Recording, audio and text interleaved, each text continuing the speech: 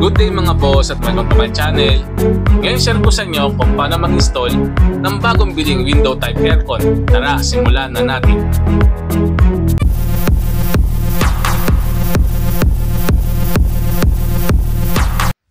Mga boss, ito ba isang 1 horsepower window type aircon non-inverter type?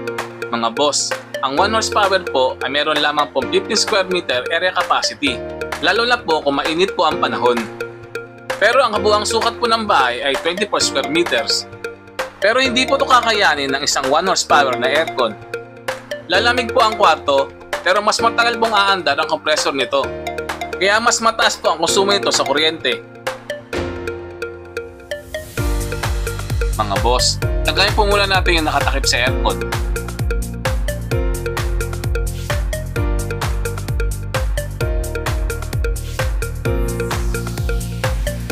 Mga boss, hindi po normal ang ganitong height ng paglalagyan ng aircon. Masyado po itong mataas at delikado po ito sa pagtatanggal at sa pagkakabit ng aircon. Ang standard height po na para sa window type aircon ay nasa 3 to 5 feet lang po. Sa ganitong height po, mas madali po itong ma-access para sa maintenance at servicing. Mga boss, i-mock-up po muna natin dahil masyado po malaki yung paglalagyan ng aircon. Mga boss, dahan-dahanin lamang po natin. Baka po kasi magtuloy-tuloy at mahulog sa pader. Mga boss, lalagyan din po natin ito ng styrofoam paikot para hindi po pasukin na mainit na hangin. At siguraduhin din po na hindi po natatakpan ang cover nito para po madaling tanggalin ang air filter nito.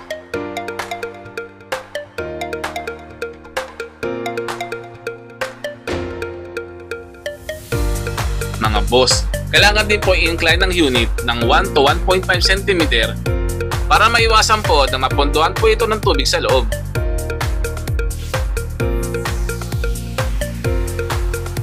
Ngayon naman po ay lagay na po natin yung support bracket. Magsisilbi po itong salo at stopper para maiwasan po ang aksidenteng mahulog ang unit.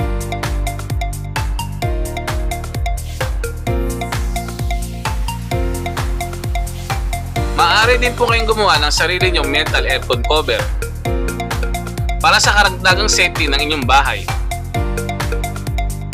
Sa malalaking unit po, tulad po ng 1.5 horsepower at 2 horsepower, ang housing po nito ay naiiwalay sa kanyang base.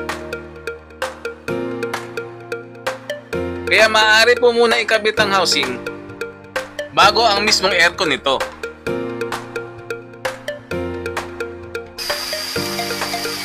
Mga boss, gumamit po tayo ng number 8 Masonde drill bit at torque switch screw.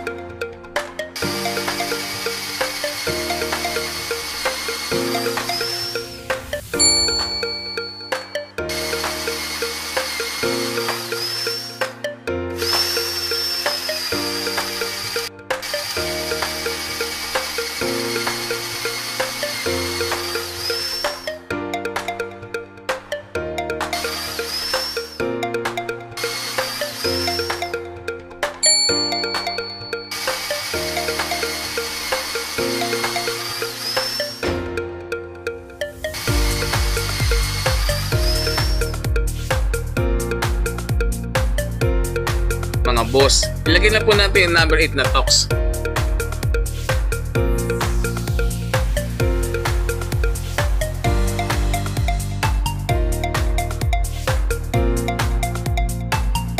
Mga boss, install na po natin yung bracket.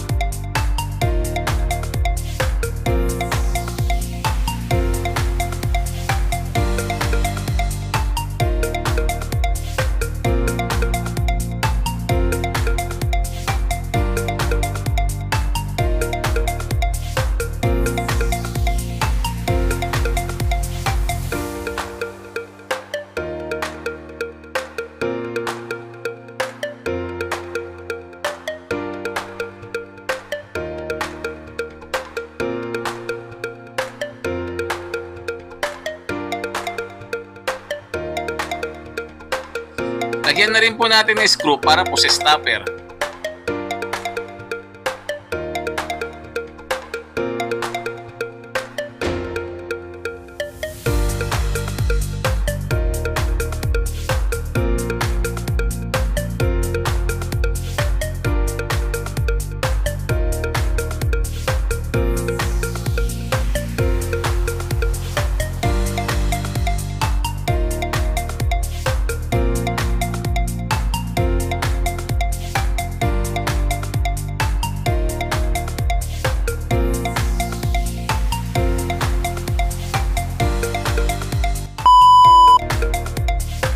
Mga boss, bago po natin paganahin ng unit, siguraduhin po muna natin na hindi po ito tinagilid nung dineliver.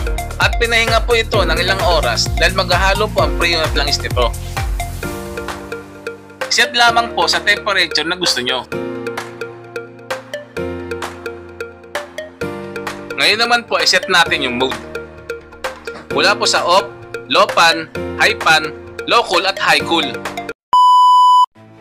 Mga boss, okay na po. Sana po ay nakatulong ang aking video. Kung nagustuhan niyo po ang aking video, huwag niyo po sanang kalimutan mag-like, share and subscribe sa aking channel at pindutin ang notification bell para lagi pa updated sa aking mga bagong video. Mga boss, hanggang dito na lang at maraming salamat po. Boss, if you learned something on my video, make sure to like, share, and subscribe to my channel. See you on my next vlog. Thank you. Thanks for watching.